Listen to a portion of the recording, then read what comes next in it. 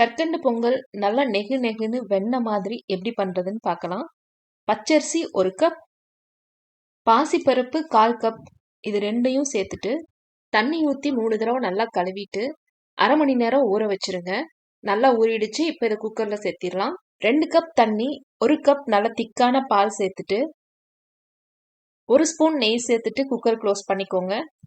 நெய் சேர்க்கறதுனால cooker whistle வரும்போது பால் வெளியே பொங்கி வராம இருக்கும். மீடியம் ஃப்ளேம்ல ஒரு 4 விசில் வரட்டும். கற்கண்டு பொங்கல் செய்யறதுக்கு கற்கண்டை நல்லா கரைச்சி எடுத்துக்கலாம்.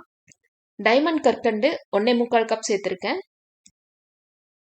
பெரிய பெரிய கற்கண்டா இருந்தா 1.5 கப் சேர்த்துக்கோங்க, சரியா இருக்கும். கொஞ்சமா தண்ணி சேர்த்து நல்லா கரைச்சி எடுத்துக்கலாம். குக்கர் ப்ரெஷர் ரிலீஸ் ஆயிடுச்சு. அரிசியும் பருப்பும் நல்லா வெந்திருக்கு. இப்ப இதை ஒரு மேஷர் இல்லாட்டி மத்து வச்சு நல்லா மசிச்சு எடுத்துக்கோங்க. இந்த மாதிரி கரைச்சி வச்சிருந்த கற்கண்டை இப்ப இதுல சேர்த்துக்கலாம். கூடவே கொஞ்சமா ஏலக்காய் தூள் சேர்த்துட்டு நல்லா கலந்து விட்டுக்கோங்க. லைட்டா கட்டி கட்டியா தான் இருக்கும்.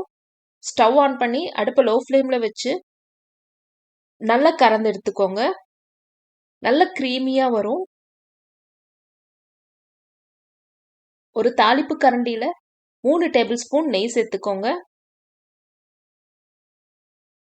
கொஞ்சமா முந்திரி சேர்த்துட்டு முந்திரி லைட்டா கலர் மாறும்போது கொஞ்சம் திராட்சையை சேர்த்துக்கோங்க. இந்த அளவுக்கு நல்லா வெந்ததும் ரெடி பண்ணி வச்சிருந்த பொங்கல்ல சேர்த்துக்கோங்க. நல்லா கலந்து விட்டுருங்க. அவ்வளோதான், சூப்பரான கற்கண்டு பொங்கல் ரெடி ஆயிடுச்சு. கண்டிப்பா இந்த பொங்கலுக்கு இதை ட்ரை பண்ணி பாருங்க. தேங்க்யூ.